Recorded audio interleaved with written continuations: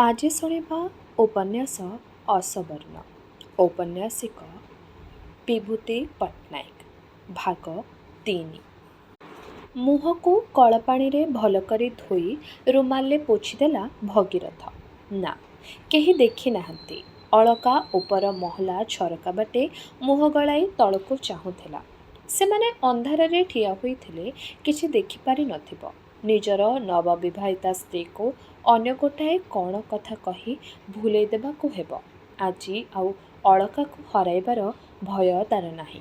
ଯୁଦ୍ଧରେ ସେ ଜିଣି ଯାଇଛି। ଯୁଦ୍ଧ ନୁହେଁ, ମହାଯୁଦ୍ଧ। ଯୁଦ୍ଧ ଆଉ ପ୍ରେମରେ ମିଛ କହିଲେ କୁଆଡ଼େ ପାପ ହୁଏ ନାହିଁ। ଅଳକାର ନନା ବାହାଘର ପରେ ଚାଲି ଯାଇଛନ୍ତି। ତା ଘରୁ କେହି ଆସିନାହାନ୍ତି। ସେ ଜିପ୍ ପଠାଇଥିଲା, ଖାଲି ଜିପ୍ ଫେରି ଆସିଲା। ବାପା କୁଆଡ଼େ ଏଣୁତେଣୁ କଥା କହି ଆସିବା ପାଇଁ ମନା କରିଦେଲା। ଖବର ଶୁଣି ତା ମନ ପ୍ରଥମେ ଖରାପ ହୋଇଯାଇଥିଲା, କିନ୍ତୁ ପରେ ସେ ନିଜକୁ ନିଜେ ବୁଝାଇ ଦେଲା, ନ ଆସି ସେମାନେ ଭଲ କରିଛନ୍ତି। ଅନ୍ଧାରରୁ ହଠାତ୍ ଉଜ୍ଜ୍ୱଳ ଆଲୋକ ଆସିଗଲେ ଯେପରି ଆଖି ଜଳକା ହୋଇଯାଏ, ସେମିତି ବାପା ବୋଉ ସରକାରୀ ପଡ଼ା ବାଉରୀସାହିରୁ ଆସି ଏ ବାହାଘରରେ ପହଞ୍ଚି ଯାଇଥିଲେ ତାଟଙ୍ଗା ହୋଇଯାଇଥାନ୍ତେ। ବାପା ଆସିଥିଲେ, ଅଳକାର ନନା ହୁଏତ କନ୍ୟାପିତା ଭାବରେ ମ୍ୟାରେଜ୍ ରେଜିଷ୍ଟ୍ରି ଖାତାରେ ସାକ୍ଷୀ ଦେଇ ଦସ୍ତଖତ କରିବାକୁ ଆସିନଥାନ୍ତେ। ଭୋଜିସଭାରେ ଯୋଗ ଦେଇ ନଥାନ୍ତେ। ସେଥିପାଇଁ ଭଗୀରଥର କୌଣସି ଦୁଶ୍ଚିନ୍ତା ନାହିଁ। ଦୁଶ୍ଚିନ୍ତା ଥିଲା ଅଳକା ପାଇଁ। ବାହାଘର ପୂର୍ବରୁ ସେ ତା'ର ଦେହ ମନକୁ ଜୟ କରିସାରିଥିଲେ ସୁଦ୍ଧା ବିବାହ ପାଇଁ ଶେଷ ମୁହୂର୍ତ୍ତରେ ତା'ର ସମ୍ମତି ପାଇଁ ତା'ର ଅନେକ ସନ୍ଦେହ ଥିଲା। ସେ ଯେତେବେଳେ ଅଳକାକୁ ନିଜର କରିପାରିଛି, ନିଜ ବାପା ବୋଉଙ୍କୁ ପାଖକୁ ଆଣିବା ତା ପକ୍ଷରେ ସେମିତି କିଛି କଷ୍ଟ ହେବ ନାହିଁ। ଅଳକା ଯଦି ପ୍ରଥମରୁ ଜାଣିଥାନ୍ତା ଯେ ସେ ବ୍ରାହ୍ମଣ ନୁହେଁ, ସେ କ'ଣ ତା ପାଖକୁ ଆସିବା ପାଇଁ ସମ୍ମତ ହୋଇଥାନ୍ତା? କଥାଟି ଭାବିବା ମାତ୍ରେ ଭଗୀରଥି ମୁହଁରେ ଅବିଶ୍ୱାସର ଏକ ହସ ଫୁଟି ଉଠେ। ଘନିଷ୍ଠତା ଶାରୀରିକ ସ୍ତରରେ ପହଞ୍ଚିବା ପର୍ଯ୍ୟନ୍ତ ବାନାମ୍ବର ପଣ୍ଡିତଙ୍କ କଥା କହି ଅଳକାକୁ ଗୋଟିଏ ମଧୁର ମିଥ୍ୟାର ରଙ୍ଗୀନ ପରଦା ଝୁଲାଇ ରଖିଥିଲା ଭଗୀରଥ। ତା'ର ମିଥ୍ୟା କହିବାର ଭଙ୍ଗୀ, ଛଳନାର ମାୟାଜାଲ ବିସ୍ତାର କରିବାର କ୍ଷମତା କଥା ମନେ ପକାଇ ସେ ନିଜକୁ ପ୍ରଶଂସା କଲା। ସେ ଜାଣେ, ଉପରକୁ ଉଠିବା ହେଲେ ଲୋଡ଼ା କୌଶଳ। ସେଇ କୌଶଳର କଳା ନ ଜାଣି ସବର୍ଣ୍ଣ ହରିଜନ ହୋଇଯାଏ, ହରିଜନ ସବର୍ଣ୍ଣ। ଉପଲ ମହଲାରୁ ଚାକରାଣୀର ପାଟି ଶୁଭିଲା। ଧୀରେ ଧୀରେ ତଳ ପାହାଚରୁ ଭଗୀରଥି ଉପର ପାହାଚ ଉପରେ ପାଦ ରଖିଲା। ତାକୁ ଆହୁରି ଅନେକ ପାହାଚ ଉପରକୁ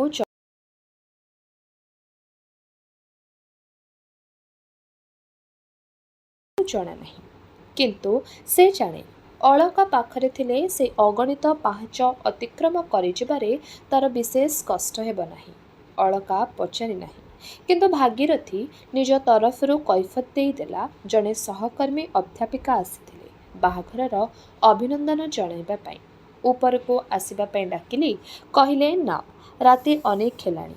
ଏ ସମୟରେ କୌଣସି ନବବିବାହିତା ପତ୍ନୀ ସ୍ୱାମୀ ଭିନ୍ନ ଅନ୍ୟ କାହା ଶୟନ କକ୍ଷରେ ଭେଟିବାକୁ ଚାହାନ୍ତି ନାହିଁ। ମିଥ୍ୟା କଥାଟି ଚମତ୍କାର ଭାବରେ କହିସାରି ଭଗୀରଥି ହସିଲା, କିନ୍ତୁ ଅଳକାର ମୁହଁରେ ହସ ଚହଟିଲା ନାହିଁ। ଭଗୀରଥି ମନେ ମନେ ଡରିଗଲା। ଅଳକା ମାଣିକକୁ ଦେଖିଛି କି ନା? ନା, ଦେଖିଲେ ମଧ୍ୟ ଚିହ୍ନିବ ନାହିଁ। ମାଣିକ ପ୍ରସଙ୍ଗ ଅଳକା ଆଗରେ କେବେ ହେଲେ ସେ ଆଗରୁ ଉଠାଏ ନାହିଁ। ତେଣୁ ଦେଖୁଥିଲେ ମଧ୍ୟ ସେ ତା'ର କଲେଜର ଅଧ୍ୟାପିକା ସହକର୍ମିଣୀ ନୁହେଁ ବୋଲି ସନ୍ଦେହ କରିପାରିବ ନାହିଁ। ଆଜି ଭୋଜିକୁ ତ ତା'ର 3-4 ଜଣ ଅଧ୍ୟାପକ ଅଧ୍ୟାପିକା ବନ୍ଧୁ ଆସିଥିଲେ। ଅବଶ୍ୟ ଏତେ ରାତିରେ କୌଣସି ଅଧ୍ୟାପିକା ନିଜର ଅଧ୍ୟାପକ ବନ୍ଧୁଙ୍କୁ ବିବାହ ଅଭିନନ୍ଦନ ଜଣାଇବା ପାଇଁ ଏକାକିନୀ ଆସିବା ସଚରାଚର ଦେଖାଯାଏ ନାହିଁ। କିନ୍ତୁ ମାଣିକ ତ ତାକୁ ହରାଇ ବାୟାଣୀ ହୋଇଗଲା ଭଳି ଲାଗୁଛି। କିଏ ଜାଣେ, ପଛରେ ହୁଏତ କିଛି ଗଣ୍ଡଗୋଳ ହୋଇପାରେ। ନା, ମାଣିକ ଝିଅଟା ଭଲ। ବଦମାସ ତା'ର ବାପା। ମ୍ୟୁନିସିପାଲିଟି ଜମାଦାର ହୋଇଛି ବୋଲି ଆକାଶର ଚନ୍ଦ୍ର ଆଡ଼କୁ ହାତ ବଢ଼ାଉଛି। ନିଜକୁ ଆକାଶର ଚନ୍ଦ୍ର ସହିତ ତୁଳନା କରୁଥିବା ହେତୁ ଭଗୀରଥ ନିଜକୁ ନିଜେ ଧନ୍ୟବାଦ ଦେଲା। ଅନ୍ୟ କେହି ହୋଇଥିଲେ ଅପ୍ରତିଭ ହୋଇ ଜିଭ କାମୁଡ଼ି ପକାଇଥାନ୍ତା। ଭଗୀରଥ କେବଳ ହସିଦେଲା। ହସି ହସି ନିଜ ସହିତ ଆକାଶର ଚନ୍ଦ୍ରର ତୁଳନାକୁ ଉଡ଼ାଇଦେଲା। ଅଳକା ସୋଫା ଉପରେ ସେମିତି ଅର୍ଦ୍ଧଶାୟିତ ଅବସ୍ଥାରେ ବସି ରହିଛି। ମୁହଁରେ କ୍ଳାନ୍ତିର ଚିହ୍ନ, ବିନ୍ଦୁ ବିନ୍ଦୁ ଝାଳ। ବିବାହ ରେଜିଷ୍ଟ୍ରି ଦଲିଲରେ ଦସ୍ତଖତ କଲାବେଳେ ତା'ର ହାତ ଥରୁଥିଲା ଭଳି ଭଗୀରଥ ଲକ୍ଷ୍ୟ କରିଥିଲା। କିନ୍ତୁ ଭୋଜି ସଭାରେ ଅତିଥିମାନଙ୍କ ସାମ୍ନାରେ ସେ ଖୁବ୍ ସତେଜ ଦେଖାଯାଉଥିଲା। ନନା ତାର ଘରକୁ ବାହାରିଲା ବେଳେ ଭଗୀରଥୀ ଲକ୍ଷ୍ୟ କରିଥିଲା ଅଳକାର ଦୁଇ ଆଖିପତାରେ କେଇ ବିନ୍ଦୁ ଲୁହର ଦାଗ। କ୍ରୋଧ, ଉତ୍ତେଜନା ଆଉ ଏକ ହିଂସ୍ର ଆନନ୍ଦରେ ଭଗୀରଥ ମନେ ମନେ ଭାବିଥିଲା ନିଜର ବ୍ରାହ୍ମଣତ୍ୱର ଅହଙ୍କାର ହରାଇଥିବା ହେତୁ ଦୁଃଖରେ ହୁଏତ ଅଳକା କାନ୍ଦୁଛି। ତାର ନନା କୁଆଡ଼େ ତାକୁ ସଫା କହି ଦେଇଛନ୍ତି। ତାଙ୍କ ଘର ଭିତର ଘରର ଦରଜା ସବୁଦିନ ପାଇଁ ବନ୍ଦ ହୋଇଗଲା। ଯଦି ସେ କେବେ ତାଙ୍କ ଘରକୁ ଯାଏ ତେବେ ବାହାର ଡ୍ରଇଂ ରୁମ୍ରେ ବସି ଜଳଖିଆ ଖାଇ ଆସିବ। କିଛି ସମୟ ଚୁପଚାପ ଝରକା ପାଖରେ ଦେଖାଯାଉଥିବା ଚେନ୍ନାଏ ଅନ୍ଧକାରଚ୍ଛନ୍ନ ଆକାଶକୁ ଚାହିଁ ଅଳକା କହିଲା, ତମ ଘରୁ ମଧ୍ୟ କେହି ଆସିଲେ ନାହିଁ? ନା, ବାପାଙ୍କ ଦେହ ଖରାପ। ବୋଉ ଏକା କେବେ ସହରକୁ ଆସିନାହିଁ। ଭଗୀରଥ ମନରୁ ଫାନ୍ଦି ଅଳକାର ମନକୁ ପାଇଲା ଭଳି ଏଇ ଉତ୍ତର ଦେଲା। ଏ ବାହାଘରରେ ତମ ଘରେ କ'ଣ କାହାରି ସମ୍ମତି ନଥିଲା? ସମ୍ମତି ନୁହେଁ, ସାହସ ନଥିଲା। ଯୁଗ ଯୁଗ ଧରି ଅକାରଣରେ ନିର୍ଯାତିତ ଅତ୍ୟାଚାରିତ ଗୋଟିଏ ସମ୍ପ୍ରଦାୟ ଉପରକୁ ଉଠିବା ପାଇଁ ହଠାତ୍ ସାହସ ପାଏ ନାହିଁ। ଶିକ୍ଷାକୁ, କୁସଂସ୍କାରକୁ ଦୂର କରେ। ମୋ ଭଳି ସେମାନଙ୍କର ଶିକ୍ଷା ମଧ୍ୟ ନାହିଁ। ଆମର ବିବାହ ପରେ ସେମାନେ ସାହସ ପାଇବେ। ଅଳକା କହିଲା, ଚାଲ ଥରେ ତମ ଗାଁ ଆଡ଼େ ବୁଲି ଆସିବା। ମୋର ଯାହା ମନେ ହେଉଛି ଆମ ଘରେ ମୋତେ କ୍ଷମା କେହି ଦେବେ ନାହିଁ। ନିଜ ଘର ସହିତ ଆଜିଠାରୁ ମୋର ସବୁ ସମ୍ପର୍କ ତୁଟିଗଲା। ତମ ପରିବାର ସହିତ ମୋ ପାଇଁ ଯେପରି ତମର ସମ୍ପର୍କ ନ ତୁଟେ। କିନ୍ତୁ ମୋର ବାପା ବୋଉ ଖୁବ୍ ମଫସଲି। ନିଜ ସମ୍ପ୍ରଦାୟ ମଧ୍ୟରେ ବସବାସ କରି ସେମାନେ ସେଇ ମଳିଆ ମସିଆ ହୋଇଯାଇଛନ୍ତି। ତମେ କ'ଣ ସେମାନଙ୍କୁ ଆପଣାର କରିପାରିବ? ଠିକ୍ ଜାଣେ ନା, ତେବେ ଚେଷ୍ଟା କରିବି। ଏ ତ ଏକ ସମ୍ପୂର୍ଣ୍ଣ ନୂଆ ରାସ୍ତା। ତମେ ପାଖରେ ଥିଲେ ହୁଏତ ପାରିବି। ଢୋକ ଗିଳି ଉତ୍ତର ଦେଲା ଅଳକା। ସେମାନଙ୍କୁ ଦେଖି ତମେ ଯଦି ଘୃଣା କର? ଡାକ୍ତରଖାନାରେ ଅନେକ ମେହେନ୍ତରାଣୀଙ୍କ ସେବା କରିଛି। କେବେ ଘୃଣାଭାବ ମୋଠାରେ ଦେଖିଛ? ଅଳକା ଓଲଟି ପ୍ରଶ୍ନ କଲା। ଭଗୀରଥ ସେ ପ୍ରଶ୍ନରୁ ନିଜର ପ୍ରଶ୍ନର ସମ୍ପୂର୍ଣ୍ଣ ଉତ୍ତର ପାଇଲା ନାହିଁ।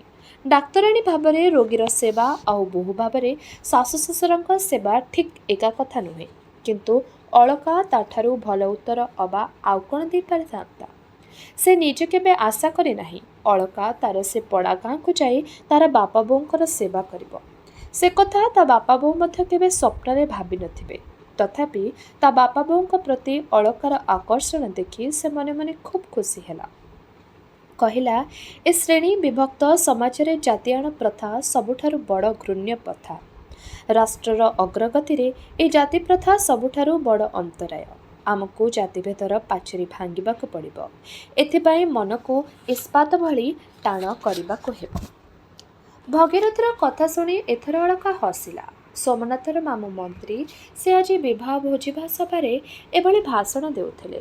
ଭଗୀରଥ ତାଙ୍କରି କଥାକୁ ପୁନରାବୃତ୍ତି କରୁଛି। ଭଗୀରଥ ଅଳକାର ହସ ଦେଖି କଥା ବନ୍ଦ କଲା। କହିଲା, ରାତି ଅନେକ ହେଲାଣି। ତେଲେଙ୍ଗାଣୀ ଚାକରାଣୀ ଆଲୁଅ ଲିଭେଇ ଶୋଇଲେଣି।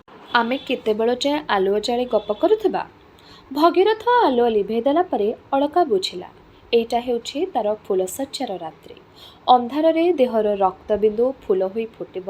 ନିଶ୍ୱାସ ପ୍ରଶ୍ୱାସରେ ତାର ବାସ୍ନା ମହକିବ। କିନ୍ତୁ ଏ ଦୁଇ ମହଲା ନିର୍ଜନ ଭଡ଼ାଘରେ କାହିଁ କେଉଁଠି ଫୁଲର ମଧୁ, ଶଯ୍ୟାର ସୁବାସ, ଏକ ଅନ୍ତହୀନ ନିର୍ଜନତା, ଉପେକ୍ଷିତ ହାହାକାର, ଉତ୍କଣ୍ଠିତ ଅନିଶ୍ଚୟତାରେ ତାର ଦେହ ମନ କ୍ଳାନ୍ତ ଅବଶ। ସେ ଲକ୍ଷ୍ୟ କରିଛି ଅସବର୍ଣ୍ଣ ଆଦର୍ଶ ବିବାହ କରୁଛି ବୋଲି ତାର ଯେଉଁ ଅନ୍ତରଙ୍ଗ ବନ୍ଧୁ ଆତ୍ମୀୟ ସ୍ୱଜନ ମୁହଁରେ ଅଭିନନ୍ଦନ ଜଣାଇଗଲେ ସେମାନଙ୍କ ଚାହାଣୀରେ ଭରି ରହିଥିଲା କିପରି ଏକ ଅନୁଚ୍ଚାରିତ ଘୃଣାର ବ୍ୟଞ୍ଜନା। ଅନେକ ଅସବର୍ଣ୍ଣ ବିବାହର କାହାଣୀ ସେ ଶୁଣିଛି। ଆଜିର ସମାଜରେ ଏଇଟା ଏପରି କିଛି ବୈପ୍ଳବିକ ଘଟଣା ନୁହେଁ। ସେ ଆଶା କରିଥିଲା ଜିଦ୍ କରି ବାହା ହୋଇଗଲା ପରେ ଘରେ ବୋଉ ନାନୀ ଏମାନେ ସମସ୍ତେ ଗ୍ରହଣ କରିଯିବେ। କିନ୍ତୁ ଆଜି ବାପାଙ୍କ କଥାରୁ ସେ ବୁଝିପାରିଛି ସେ ଆଶା ବୃଥା। ସେମାନେ ଭାଙ୍ଗିଯିବେ ପଛେ ନଇଁବେ ନାହିଁ। ଜାତିପ୍ରଥା ବିରୁଦ୍ଧରେ ତାକୁ ଏକାକିନୀ ଲଢ଼େଇ କରି ଯିବାକୁ ହେବ। ସାଙ୍ଗରେ ଭଗୀରଥ ଯେ ଶେଷ ପର୍ଯ୍ୟନ୍ତ ତାଠାରୁ ଗୋପନ କରି ରଖିଥିଲା ଯେ ସେ ବ୍ରାହ୍ମଣ ନୁହେଁ, ହରିଜନ। ସକାଳୁ ଭଗୀରଥ ଦେଖିଲା ମୁଠାଏ ବାସି ଗଙ୍ଗଶିଉଳି ଫୁଲ ଭଳି ଅଳକା ବିଛଣାରେ ଶୋଇ ପଡ଼ି ରହିଛି। ହରାଇ ବସିଛି ତାର ବ୍ରହ୍ମ ତେଜ, ଜାତିର ଅହଙ୍କାର। ଆଜନ୍ମରୁ ସବର୍ଣ୍ଣ ସମାଜ ବିରୁଦ୍ଧରେ ତାର ଯେଉଁ ଈର୍ଷା ଓ କ୍ରୋଧ ସ୍ତୂପୀକୃତ ହୋଇ ପରେ ଅଳକାକୁ ଦେଖି ରିଂସାରେ ପରିଣତ ହୋଇଥିଲା, କାଲି ତାହା ଶେଷ ହୋଇଗଲା। ଆଜିଠାରୁ ସେ ଏକ ନୂଆ ମଣିଷ। ତାର ନବଜନ୍ମ ଘଟିଛି। ସେ ଆଜି କେବଳ ମହିଦାସର ପୁଅ ନୁହେଁ, ଅଳକା ମିଶ୍ରର ସ୍ୱାମୀ। ମ୍ୟୁନିସିପାଲିଟି ଚେୟାରମ୍ୟାନଙ୍କ ପାଦ ଧରି ରଘୁ ଭୋଇ ତଳେ ଲୋଟିଗଲା। କହିଲା, ହଜୁର, ଆପଣ ମୋ ମା ବାପ। ମୋ ଝିଅଟା ଅଥଳ ଜଳରେ ଭାସି ଯାଉଛି, ତାକୁ ଆପଣ କୂଳରେ ଲଗାଇ ଦିଅନ୍ତୁ। ଚେୟାରମ୍ୟାନ ହଳଧର ବାବୁ ରଘୁ ଜମାଦାର କବଳରୁ ନିଜ ପାଦ ଦୁଇଟାକୁ ଛଡ଼ାଇ ନେଇ କହିଲେ, ଛାଡ଼ ଛାଡ଼, ସକାଳୁ ସ୍ନାନ କରି ଆସିଥିଲି, ତୁ ମୋତେ ଛୁଇଁଦେଲୁ। ଏ ଶୀତଦିନେ ମୋତେ ପୁଣି ଥରେ ଗାଧୋଇବାକୁ ପଡ଼ିବ। ହଳଧର ବାବୁଙ୍କ ମୁହଁକୁ ପାଟି ଆଁ କରି ଚାହିଁ ରହିଲା ରଘୁ। ଚେୟାରମ୍ୟାନ ଖିଙ୍କାରି ହୋଇ ଉଠି କହିଲେ, ପାଟି ମେଲା କରି ଚାହିଁ ରହିଛୁ କ'ଣ? ବ୍ରାହ୍ମଣର କାୟା ଅପବିତ୍ର କଲୁ, ତଥାପି ତୋର ଅନୁଶୋଚନା ନାହିଁ? କଳିଯୁଗ ହୋଇନଥିଲେ ଅଭିଶାପ ଦେଇ ତତେ ମୁଁ ଭସ୍ମ କରିଦେଇଥାନ୍ତି।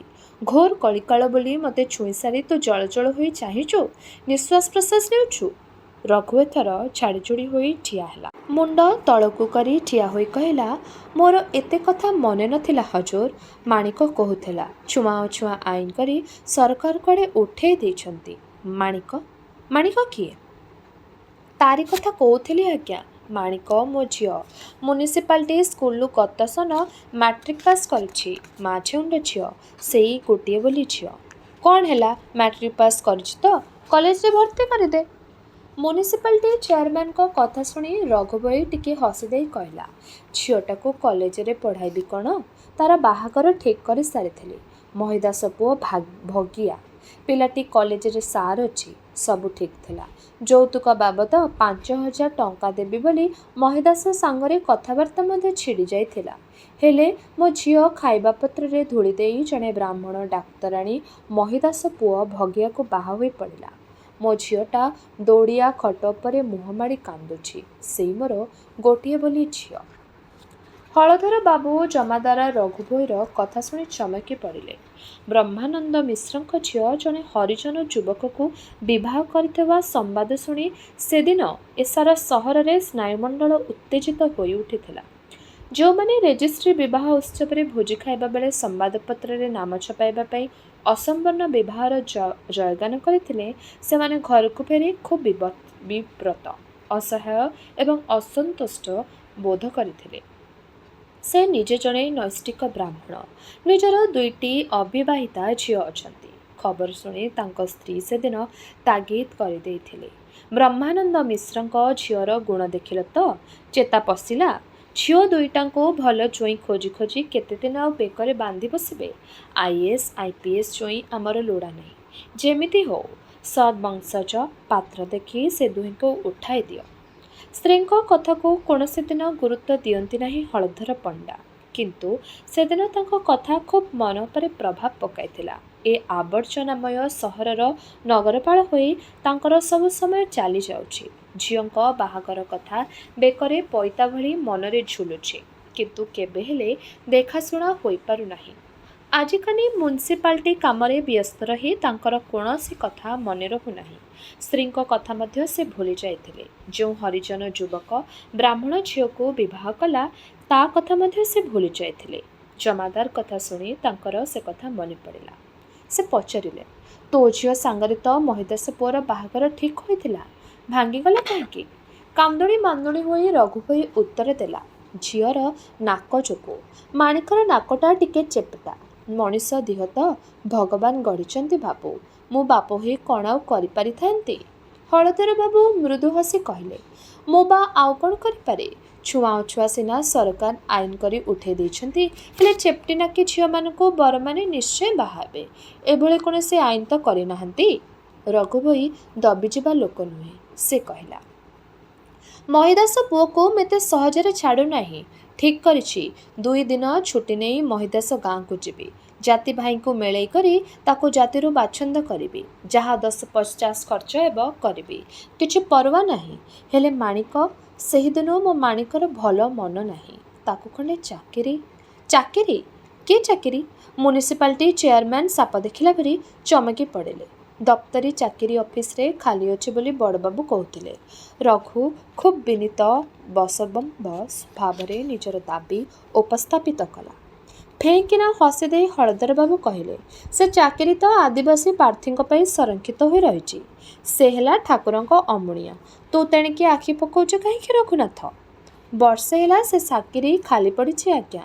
ଟେମ୍ପରାରୀରେ ହେଉ ମୋ ମାଣିକକୁ ଆପଣ ସେ ଚାକିରିରେ ରଖିଦିଅନ୍ତୁ। ଚାକିରି କଲେ ତା ମନଟା ଟିକେ ବଦଳିଯିବ। ଚାକିରି କଲେ ଭଲ ପାତ୍ର ମିଳିଯାଇପାରେ। କେତେ ନାକଖଣ୍ଡି ଝିଅ ଚାକିରି କରୁଛନ୍ତି ବୋଲି ଭଲ ଭଲ ପାତ୍ରଙ୍କୁ ବାହା ହୋଇ ଯାଉଛନ୍ତି।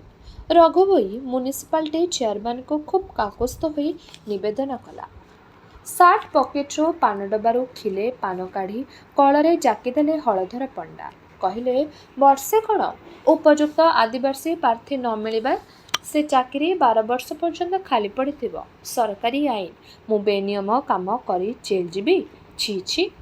ହତାଶ ଭାବରେ ରଘୁଭାଇ ପଚାରିଲା, ତାହେଲେ ମୋ ମାଣିକର କ'ଣ ହେବ? ହେବ ତୁ ଲଢ଼ିଯା। ମହିଦାସ ଗାଁକୁ ଯାଇ ତୋ ଜାତି ଭାଇଙ୍କୁ ଧର।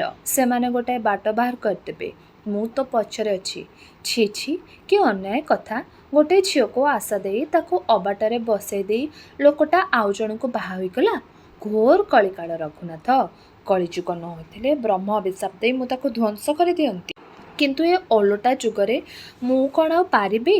ଆଇନ ନ କରି ମଧ୍ୟ ବ୍ରାହ୍ମଣର ଅଭିଶାପ ଦେବା କ୍ଷମତା ସରକାର କାଢ଼ି ନେଇ ନିଜ ପାଖରେ ରଖିଛନ୍ତି। ତୁ ତୋ ଜାତି ଭାଇଙ୍କୁ ଧର। ସେ ଲୋକ ନାମରେ ଇଜ୍ଜତ ହରଣ ମକଦ୍ଦମା ଦାଏର କର। ମୁଁ ତୋ ପଛରେ ଅଛି।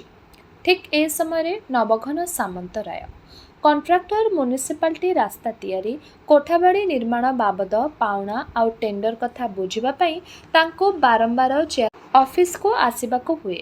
ଆଜି ହଠାତ୍ ଚେୟାରମ୍ୟାନଙ୍କ ଚେମ୍ବରରେ ରଘୁଭୋଇକୁ ଦେଖି ତାଙ୍କ ଆଖିଡୋଳା ତଳ ଆଡ଼କୁ ଉହୁଙ୍କି ଗଲା। ସେ କହିଲେ, ମହିଦାବସ ସହିତ ରଘୁ ଜମାଦାର ଲଢ଼ିବ କ'ଣ?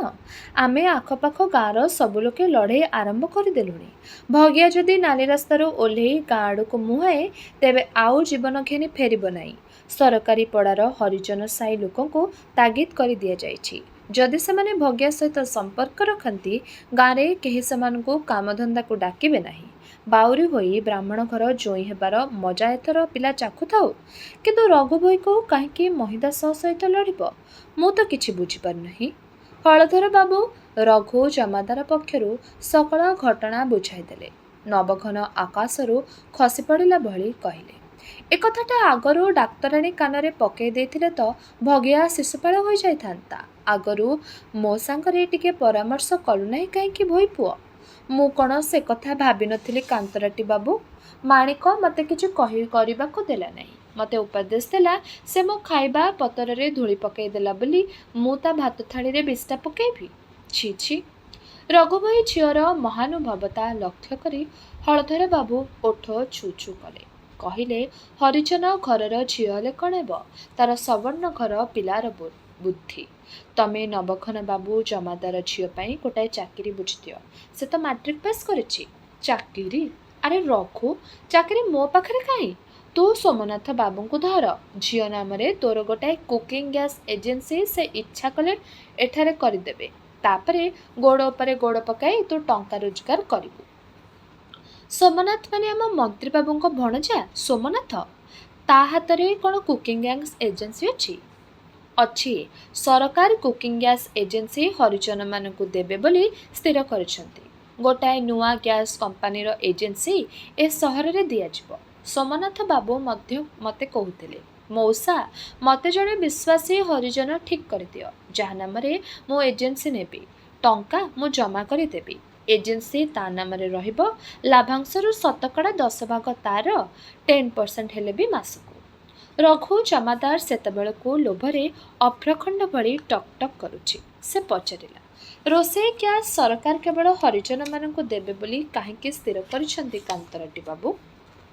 ହଳଧର ବାବୁ ବିରକ୍ତ ହୋଇ କହିଲେ, ଏତିକି ବୁଝିପାରୁନୁ? ସରକାର ଚାହାନ୍ତି ସବୁ ସବର୍ଣ୍ଣ ଲୋକଙ୍କ ଘରେ ଘରେ ରୋଷେଇ ଘରେ ହରିଜନମାନେ ପ୍ରବେଶ କରନ୍ତୁ। ସେମାନଙ୍କ ହାତ ରନ୍ଧା ନ ଖାଇଲେ ବି ସେମାନଙ୍କ ଗ୍ୟାସ୍ ରନ୍ଧା ଖାଦ୍ୟ ଖାଇଲେ ଏ ଦେଶରୁ ଜାତିଭେଦ ଉଠିଯିବ। ସେଥିପାଇଁ କୁକିଂ ଗ୍ୟାସ୍ ଏଜେନ୍ସି ହରିଜନମାନଙ୍କୁ ହିଁ ଦିଆଯାଉଛି। ଏ ଚାନ୍ସ ଛାଡ଼େ ନା। ନବଘନ ବାବୁଙ୍କ ପିଛା ଧର। ବାବୁ ମାତ୍ର 10%ରେ ମାସକୁ କେତେ ଟଙ୍କା ମିଳିବ? ଆପଣ ଆଉ 10% ବଢ଼େଇ ଦିଅନ୍ତୁ। ନବଘନ ବାବୁ ରଘୁ ଜମାଦାର କଥା ଶୁଣି ହସି ହସି ଉଠିଲେ। କହିଲେ, ଦେଖିବୁ ଗୋଟିଏ ଗୋଟିଏ ନୂଆ ଗ୍ୟାସ୍ କନେକ୍ସନ୍ ପାଇଁ ଶହ ଶହ ଟଙ୍କା ହାତ ଗୁଞ୍ଜା ମିଳିବ। କାଠ କୁଇଣ୍ଟାଲ 50 ଟଙ୍କା ହେଲାଣି। ଭଗବାନ ଦୟାକଲେ କାଠ କୁଇଣ୍ଟାଲ ଆର ବର୍ଷ ସୁଦ୍ଧା 100 ଟଙ୍କା ବଢ଼ିଯିବ। 10% ଶୁଣି ଦବି ଯାଉଛୁ କାହିଁକି? ମୁଁ ସୋମନାଥ ବାବୁଙ୍କୁ କହିଦେବି। କିନ୍ତୁ ତୁ ମହିଦାସକୁ ଛାଡ଼ ନାହିଁ। ତୋ ଝିଅର ଯେ ଇଜ୍ଜତ ନେଇଛି ତାକୁ ବେଜିତ କରିବାକୁ ପଡ଼ିବ।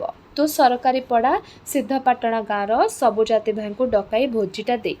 ଯାହା ଖର୍ଚ୍ଚ ହେବ ମୁଁ ଦେବି। ସେଠାରେ କଥାଟା ପକାଇ ମହିଦାସକୁ ଗାଁରୁ ବାଛନ୍ଦ କର। ରଘୁ ଭୋଇ ରାଜି ହୋଇଗଲା। ସେ ମ୍ୟୁନିସିପାଲିଟି ଚେୟାରମ୍ୟାନଙ୍କ ଅଫିସ ଛାଡ଼ି ଚାଲିଯିବା ପରେ ନବଘନ ବାବୁ ଗୋଟାଏ ଲମ୍ବା ନିଶ୍ୱାସ ପକାଇ କହିଲେ, ଜାଣିଲେ ହଳଧର ବାବୁ, ଯେଉଁଦିନ ଆମ ଗାଁ ସାରା ରାଷ୍ଟ୍ର ହୋଇଗଲା ଯେ ମହିଦାସ ପୁଅ ଭଗିଆ ବ୍ରାହ୍ମଣ ଝିଅକୁ ବାହା ହୋଇଛି, ଆମ ଘରେ ଆଉ ଚୁଲି ଜଳିଲା ନାହିଁ। ଆପଣମାନେ ହେଲେ ସହରୀ ବାବୁ, ଆପଣମାନଙ୍କ ଦେହରେ ଗୋଧି ଚମଡ଼ା।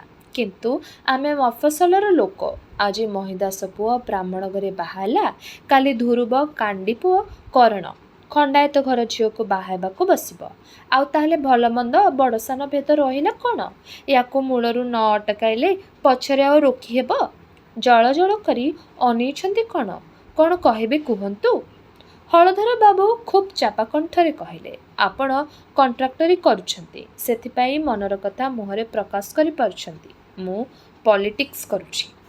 ଭୋଟର ରାଜନୀତି। ତେଣୁ ମନରେ ଯାହା ଭାବୁଛି ତାର ମୁହଁରେ କହିବା ମନା। ବୁଝିଲେ? ଦୁହେଁ ଦୁହିଁଙ୍କ କଥା ବୁଝିଲେ, କିନ୍ତୁ କେହି କିଛି ମୁହଁ ଖୋଲି କହିଲେ ନାହିଁ।